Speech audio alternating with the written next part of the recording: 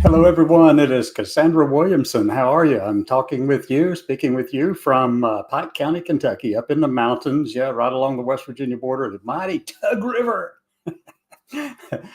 Tug River is just a few miles away, and it flooded recently. It's just wiped out communities. Big creeks around here flooded out. So we got a lot of people who were in dire need of help. FEMA came in. We got a lot of people in need of help because we had a lot of businesses that were just inundated with floodwaters, and this level of flooding hadn't occurred here since like 1977. That was the last time I remember that one. I was there, and it's crazy because I was there in '77 when that one occurred, and I was here this time when this one occurred, and it was massive. I'm telling you, folks, massive flooding all over the Tug River, from one end all the way up in McDowell County, West Virginia, down through Mingo County, along Pike County, and Kentucky, and right on down. I mean, it was just a massive flood. So anyway, that's where I am. I'm located right in that area, the heart of used to be the $1 billion coal field. I think there's only a handful of mines left around here. So what do we want to talk about today? Well, the first thing is I came across a news story that I just couldn't help but laugh, and I've got to tell you about it. Okay. First thing is Hungary. Let's do it with Hungary here. Remember the other day I was talking about how President Trump is emulating these authoritarian leaders from around the world. Well, here's Hungary doing the same thing now, kind of following the lead from Trump. All right. So that's what we're looking at, is that. So Hungary's government targets dual citizens and the LGBTQ plus community and proposed constitutional changes, folks. That's Hungary, part of the EU. Got Viktor Orban over there, who is just as off the wall authoritarian. He truly is like Matt Walsh. He's a theocratic fascist, period. That's the way he is. That's who he is. So I wanted to mention that one to you because that was interesting. And let me see the next one, though. The next story I want to talk with you about is one that's coming out of, let me see if I can pull up the story in the background here, and I'm going to share the page with you on this one. And I'll share the link as well whenever I get back over to the other page. I'm going to put the link over here in the chat for this particular news story. You don't want to miss this one, okay? Check this out. If you're in the DC area, you need to get involved with this, folks. Well, I tried to post it. Wouldn't let me. There it is. Okay. There it is. So it's a story out of DC tomorrow, the 14th. There's going to be a bunch of veterans who are marching.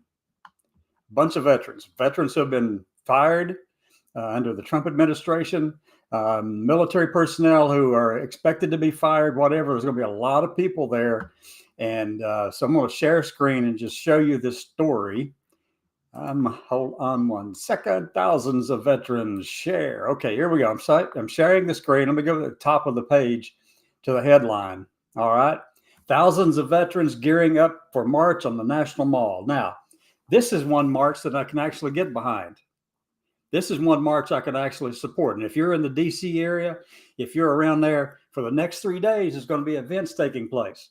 All right. They've already got their permitting and all that. They're expecting about 3,000 or so, but I hope we have an enormous number of people just go out and swamp these locations where they're going to be marching and protesting. Okay.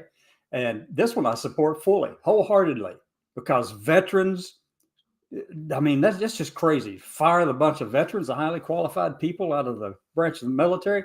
And then they're also protesting that they're likely to lose 80,000 plus employees roughly out of the VA. And you cannot tell me that by removing 80,000 people, you're not going to impact the quality of care and the level of care that you offer veterans. Just not going to do it. Can't do it. But they do have a workaround, though, for that 80,000 people. You know what it is? They're trying to privatize the VA. That's what they're doing. They're trying to privatize the VA. If they can make the service suck even more at the VA, then they can come back later next time around and go, there's so many people who are upset with all the quality of the service out there, and they're neglecting the fact that they caused the darn problem to start out with. So anyway, yeah, so they're going to be able to go back and say, yeah, we want to make sure we privatize this so that the wealthy businesses out there, and I have nothing against wealth and businesses, okay, because I've been in multiple businesses in the course of my life, multiple industries in the course of my life. I can start rattling off a bunch of stuff, but I don't need to. I'll tell you, that's another story for another day. But anyway, so this march in DC tomorrow, let me see if I can pull this up here and just show you what's going to happen here. Tomorrow, the 14th of March. I'm scrolling down the page. All right, I'm looking for this. I want to find the section in here. I should have highlighted it, but didn't. Okay, all right. Okay, it's a multi-part. Here's what it says. I'm going to highlight this section and I'm going to increase the size of it, okay? Because this is something else.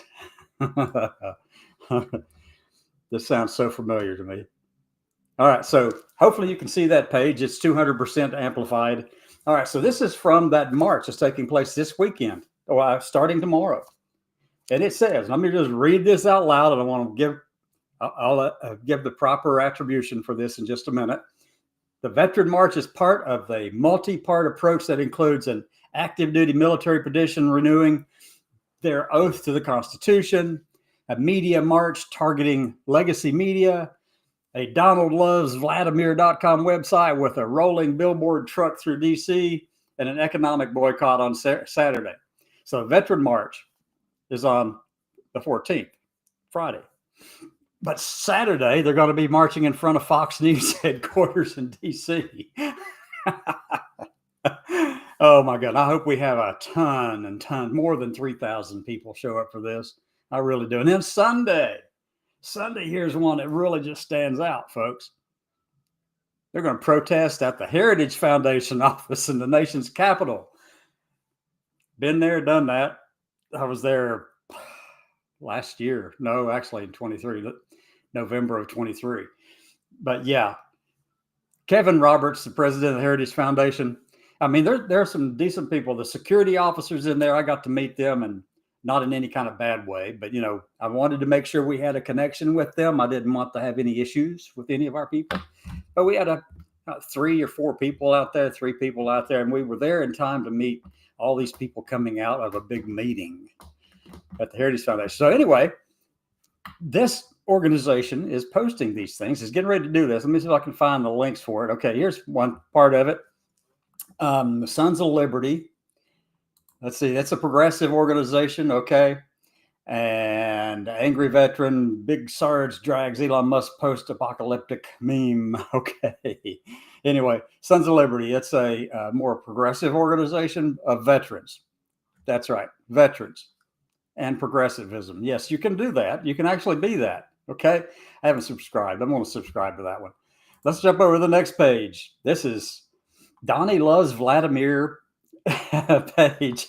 I didn't even know there was such a page out there. But anyway, they've accumulated all these stories about how much Donnie loves Vlad. Okay. All right.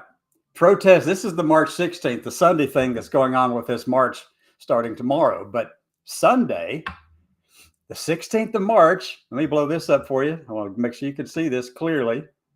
All right. 214 Massachusetts Avenue, Northeast, Washington, D.C., 12 noon, folks. Sunday, the 16th. If you're in the area, go, because the Heritage Foundation definitely is the culprit behind all this stupidity that's taking place across the whole of federal government right now. It's run by religious fanatics, literally run by religious fanatics. And they're the ones who are out here deleting all these words that they don't like across the whole of government, stopping all the research that impacts minorities, all of these things. That's what's going on with the Heritage Foundation.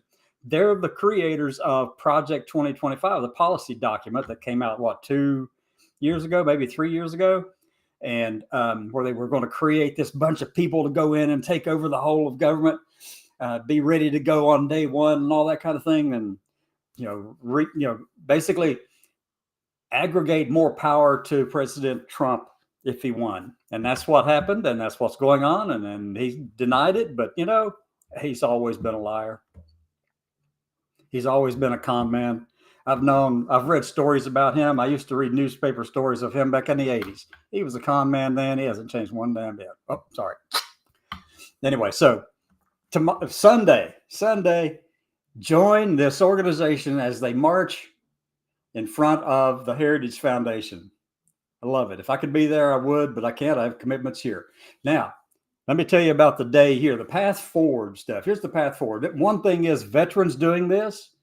This is significant. This is major. This is important. If you're in D.C., participate in the events that's taking place around D.C. starting tomorrow, Friday, and then on Saturday in front of Fox News, and then on Sunday in front of the Heritage Foundation. Been there, done that. I've even got pictures up on the inside because I went inside and talked with people. I had fun. I really did. All right. So I think about that and I'm still giggling over and laughing about it because, I'm me. What you see and what you hear is what you get all the time. It's all around here. Today, so I just want to tell you about today. Today, right here in Pike County, Kentucky, right along Mingo County, West Virginia. Okay, with the Tug River separating us, all right? And I was born across the river in Williamson, West Virginia. So here we are, and today, well, obviously, the first thing I do, I get up and make sure Mom gets her medicine. I make sure my sister gets her stuff to start off with. I make sure they all get food and that Mom gets her diabetes shot, her insulin shot, and check on my brother because he's having extreme difficulty breathing, really challenging. And then we decided that my brother and I decided that, hey, we can haul off a bunch of stuff because he has a shop out back of his house. This is his home that I'm in. Let me stop sharing because I wanted to leave that up there. That's pretty darn good. Let me go back over here. All right. So anyway, so my brother, this is my brother's home that I'm living in right here, right now, because that's where they are. And I need to be where they are. Okay. And so, yes, I'm here, Pike County. He decides today that we're going to cut up a bunch of metal and scrap and stuff like that and haul it off to the junkyard, get a little extra money, cash coming in, whatever. And he can't go take it to there, but I go. And I'm me. Just like you see, except I didn't have this blazer on. Professional blazer kind of thing. I got to shake my hair out a little bit. All right. So anyway, yeah, we get all the stuff loaded up, get it all strapped down, and I get over there and turn in the cans because I've been collecting the aluminum cans. You get a little extra change wherever you can. I mean, that's just the way it works, right? Right? DoorDash, whatever, collect the cans, sell them, whatever you got to do. Make a little extra cash. Kind of gives you some extra stuff. And you can do that where you are. You can go out and actually do it right where you are. All you have to do is just put one foot in front of the other and don't really care about anything else. Well, I always put my face on, but I got to do that. So anyway, yes, I'm out here. I've got the low cut top on. I take off in my brother's truck, and the truck is an older model. I don't know, probably early 2000 model Ford pickup. I think it's an F-250 or something. But big steering wheel, and the truck drives like this. You've got play in the steering wheel, and you have to go down the road going. And if you take your eye off the road, you're likely to end up in the other lane or off to the side. And thank God for those little rumble strips on the side of the road. You cannot be distracted and drive the truck. Okay.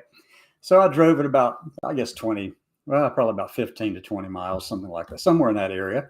And I take it over to a scrapyard near Pikeville, Kentucky, which is the county seat of Pike County. I take it over there.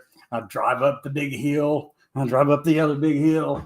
I get in there and I drop off the cans, and the guys come running out there because it's just me.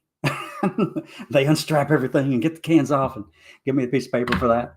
And they tell me that I need to go to the left out to the other side out there. And I meet another guy over there, and he just comes running across this big field. And I'm just standing there just trying to be,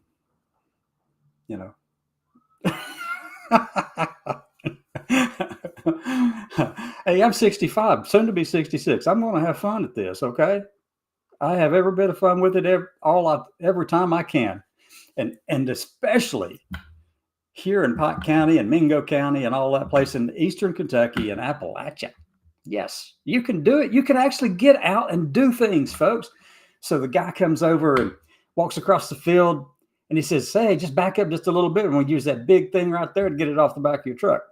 So there's an old mobile home frame that we'd cut up and hauling it off, and they had car parts and all kinds of stuff in there. So anyway, I go in and sit there, and he takes this big magnet and goes, whoo, drops it down on the back of the pickup, and the metal goes whoo, and off.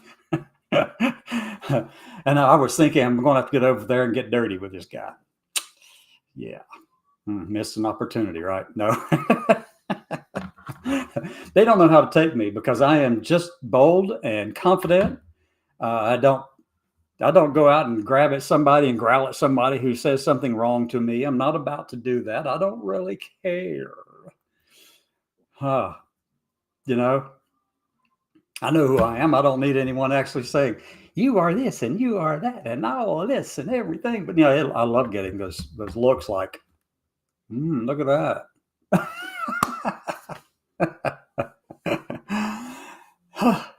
Okay, folks, that's 16 minutes, 30 seconds. So I'm going to call it a day because I know how people are. They just can't stick around for very long after that. End stream, and I'll see you.